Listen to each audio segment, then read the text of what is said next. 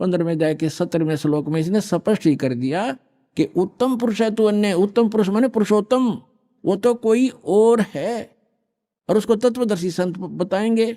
और वो तीनों लोकों में प्रवेश करके सबका धारण पोषण करता है। वो अविनाशी भगवान है, अपना तो जन्म मृत्यु बताता है, और वास्तव में वो परमात्मा कहलाता है। परमात्मा का अर्थ होता है श्रेष्ठ आत्मा, जो दुख नहीं देवा, केवल सुख सुख देता है।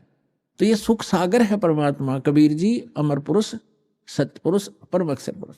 तो यहां गीता अध्याय नंबर 8 के श्लोक नंबर 5 और 7 में गीता ज्ञानदाता कहता है कि मेरी साधना कर। 8वें अध्याय के 13वें श्लोक में इसने बता दिया मेरा तो ओम एक अक्षर है, नथिंग एल्स, और इसकी भक्ति करने से ओम से मिलने वाली परम गति मिलेगी।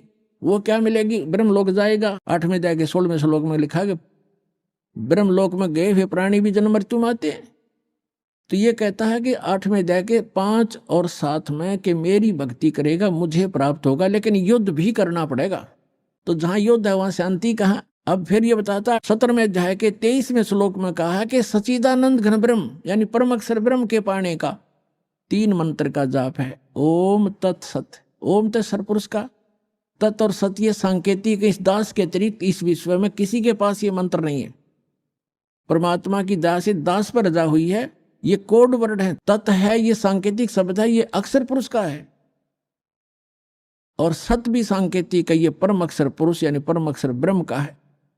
तो यहां स्पष्ट कर दिया कि उस परम अक्षर ब्रह्म के प्राप्ति के लिए 3 मंत्र के जाप की साधना करनी है आपने। साधना अन्य वस्तु होती है, पूजा अन्य होती है।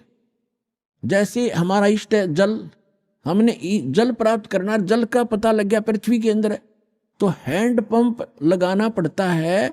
हैंड पंप ऊपर फिर उसके पाइप बोकी लगाना, फिर ऊपर मशीन लगाना, हैंड पंप, ये सारी जो व्यवस्था है ये उपकरण प्रयोग करने पड़ेंगे, साधना करनी पड़ेगी हमने उस उपास्य यानी इष्ट को प्राप्त करने के लिए, जल को प्राप्त करने के लिए।